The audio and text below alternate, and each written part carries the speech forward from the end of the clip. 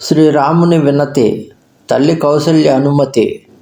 నవగయందు రఘుబీరమును రాజు అలాన సమాన చోట జానీవన గవనుసుని ఉర ఆనందు అధికాన. శ్రీ రఘునాథుని మానసిక స్థితి అప్పుడే బంధింపబడిన గున్న ఏనుగు వలె ఉండెను. రాజాభిషేకము ఆ ఏనుగును బంధించు పగ్గము వంటిది.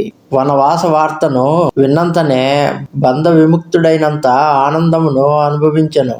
రఘుకుల తిలక జోరి దోవు హోదా ముదిత మానోపద నయేవు మాద దీన్హి అశీస లాయే ఉరలీన్హే ఓషణ బసన నిచావరీ కిన్హే బార బార ముఖ చుంబతి మాత నయన నేహాజలు పులకిత గాత గోద రాఖీ పుణ్య హృదయలగాయే స్రవత ప్రేమరస పయద సుహాయే ప్రేమో ప్రమోదు న కచు కహీ జాయే రంకదనద పదబీజను పాయి సాదర సుందర బదను నిహారి జోలి మధుర బచన మహతారి కహో తాత జననీ బలిహారి కబహి లగనముద మంగళకారి సుకృతశీల సుఖ శివ సుహాయి జనమలాభకయి అవధి అగాయి. రఘువంశ తిలకుడైన శ్రీరాముడు అంజలి ఘటించి ప్రసన్న చిత్తముతో కౌసల్యామాత చరణములపై మోకరిల్లెను.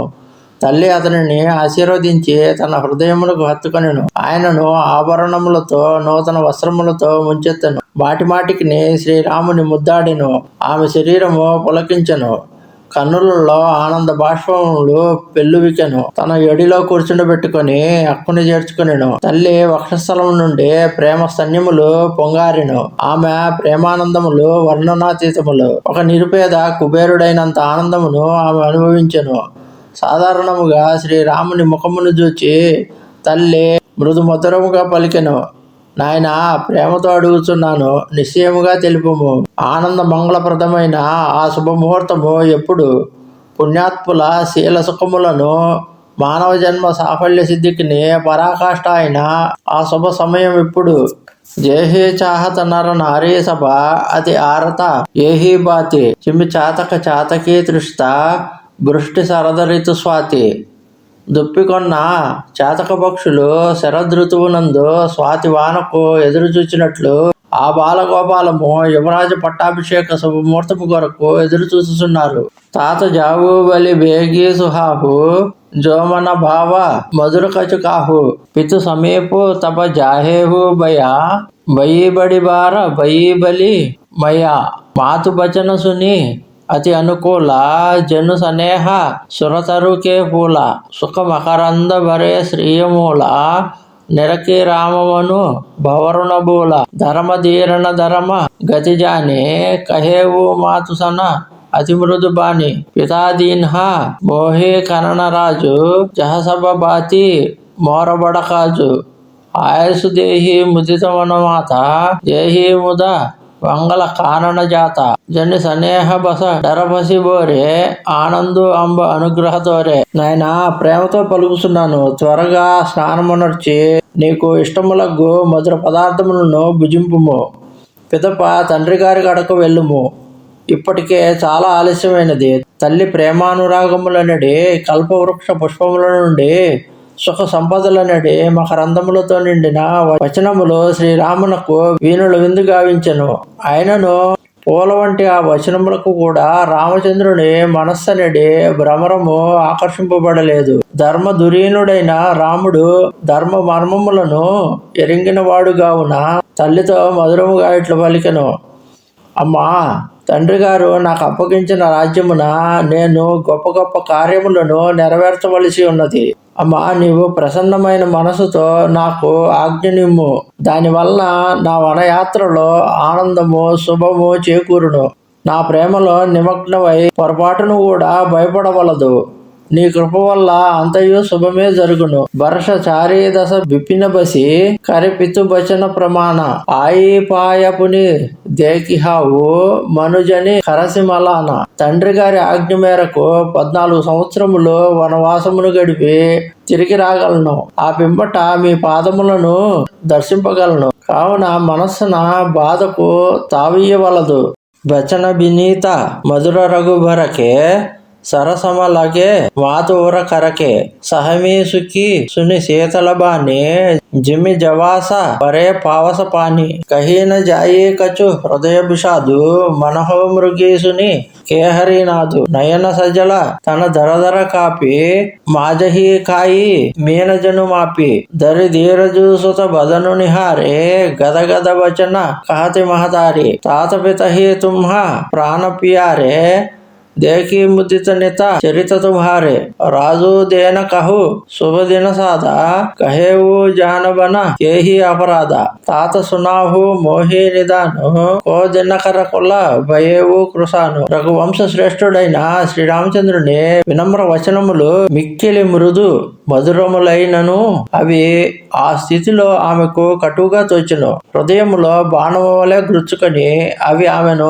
బాధింపసాగాను. ఆ చల్లని వాక్కులను విని వర్షపు నీటిలో జవసము వలె కౌసల్యముఖము వాడిపోయాను. ఆమె మనోవేదన వర్ణింపనలవి కానిదాయను. సింహగర్జనను విన్న జింక వలె ఆమె మనస్సు వికలమాయను. నేత్రములు అశ్రుపూర్ణములాయను. శరీరము గడగడ వణకసాగెను. తొలకరి వర్షపు నీటి నురుగు తిన్న చేప వలె గిలగిలలాడెను.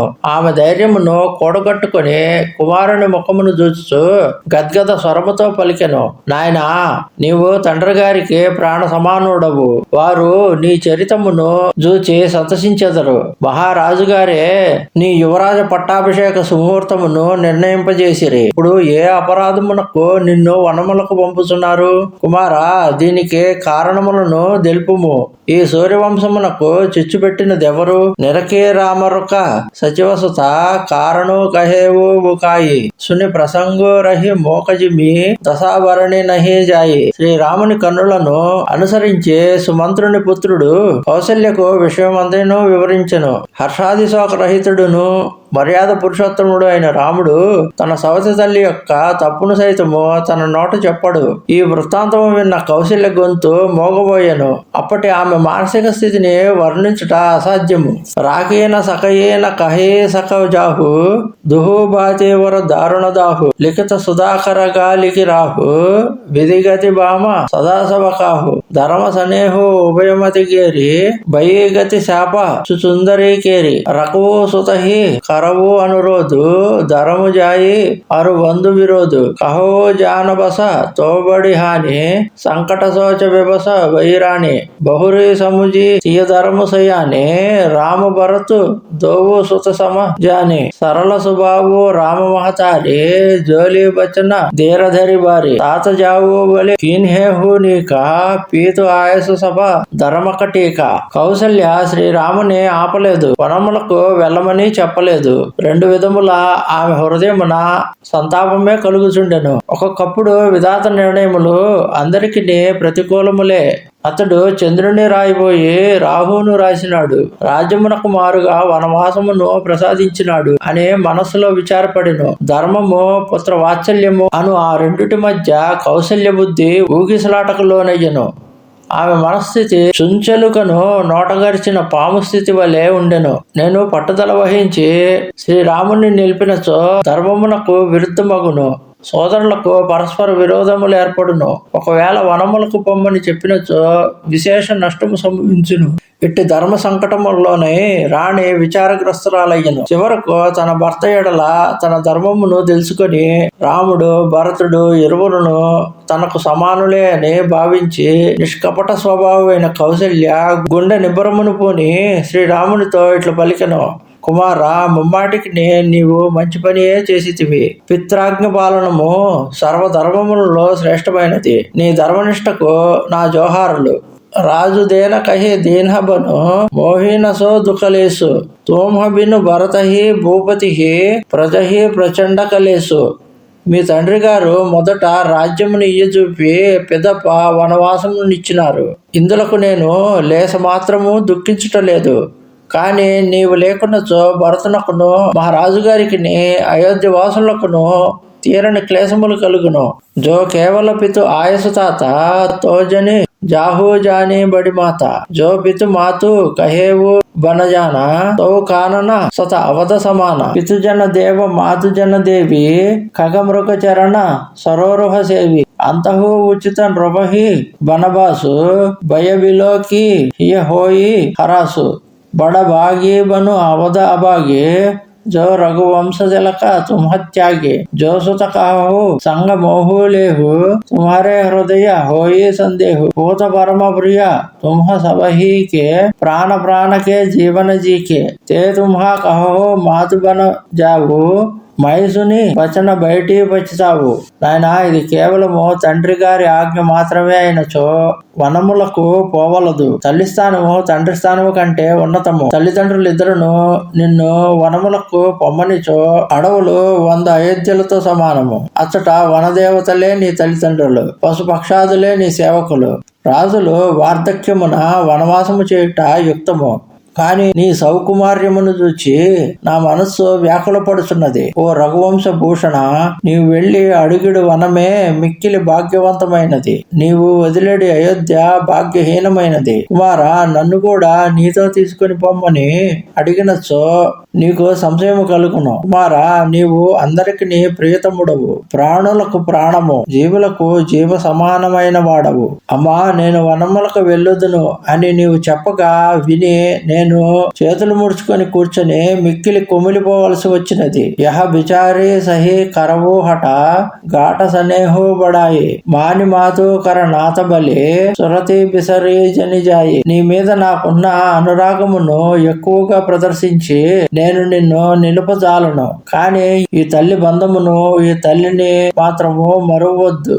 దేవపితర సభ తుమహి గొసాయి రాకహు పలక నయనకి నాయి అవధి అంబు ప్రియ పరిజనమీన తుమ్హ కరుణాకర ధరమధురీన అస బిచారి సోయి కరహు ఉపాయి సబహి జియాత జయహి బేటహు ఆయి జాహు సుఖేన బనహి బలి జావు కరి అనాథ జన పరిజన గావు సబకర ఆజు సుకృత ఫల బీత భయవు కరాల కాలు విపరీత బహువిధి బిలపి చరణ లపటాని పరమ అభాగిని అపుహి జాని దారుణ దుసహ దాహోర వ్యాప వరణీన జాహి బిలాప కలాప రామ ఉటాయి మాతువరలాయి కహి మృదు బచన బహురీ సముజాయి. నా కన్న తండ్రి, కనురెప్పలు కనులను రక్షించినట్లు దేవతలు పితరులు నిన్ను అడవిలో రక్షించుసుందురుగాక. నీ వనవాస సమయము సరస్సులోని నీరు వంటిది. నీ ప్రియతమ జనులు,